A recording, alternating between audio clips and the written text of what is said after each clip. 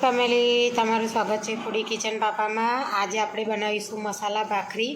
તેના માટે મેં તેલ લઈ લીધું છે, અજમો લઈ લીધો છે, તલ લીધા છે, થોડું તીખું મરચું, કશ્મીરી મરચું લીધું છે, મીઠું, જીરું, હળદર લીધી છે, મોરસ થોડી લીધી છે, થોડી કસ્તુરી મેથી લીધી છે। આ રીતે ઘઉંનો લોટ લઈ લીધો છે મેં આ રીતે। તો સૌથી પહેલાં આપણે જે મસાલા બધા કાઢ્યા છે તે નાખી દઈશું। જીરું નાખ્યું છે આ રીતે મેં, થોડો અજમો નાખીશું, તલ નાખીશું આ રીતે,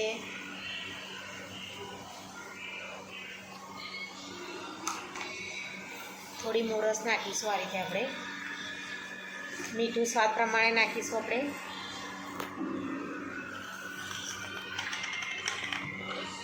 થોડું તીખું મરચું નાખીશું,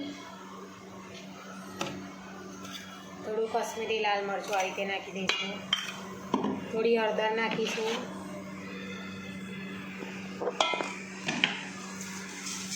હવે આપણે થોડું મોવણ રેડીશું આપણે,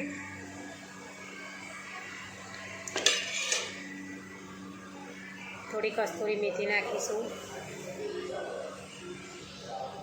હવે આ રીતે બધું આપણે મિક્સ કરી તેનો આપણે લોટ બાંધવાનો છે। ભાખરીનો જે લોટ બાંધીએ તેવો આપણે કઠણ થોડો લોટ બાંધી દઈશું।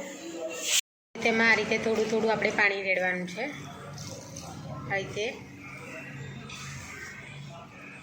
આ રીતે આપણે લોટ બંધાઈ ગયો છે કઠણ। હવે તેને આપણે નાના નાના લુવા કરી દઈશું। જો આ રીતે આપણે લુવા કરી દીધા।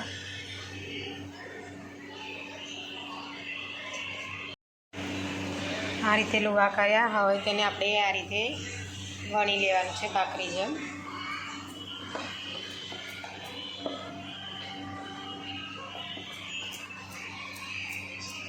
મેં લોડી ગરમ કરવા મૂકી દીધી છે। જો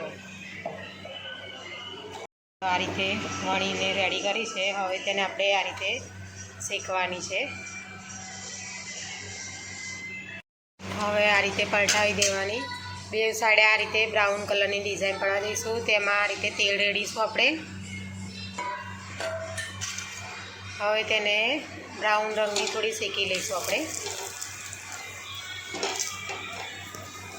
આ રીતે। જો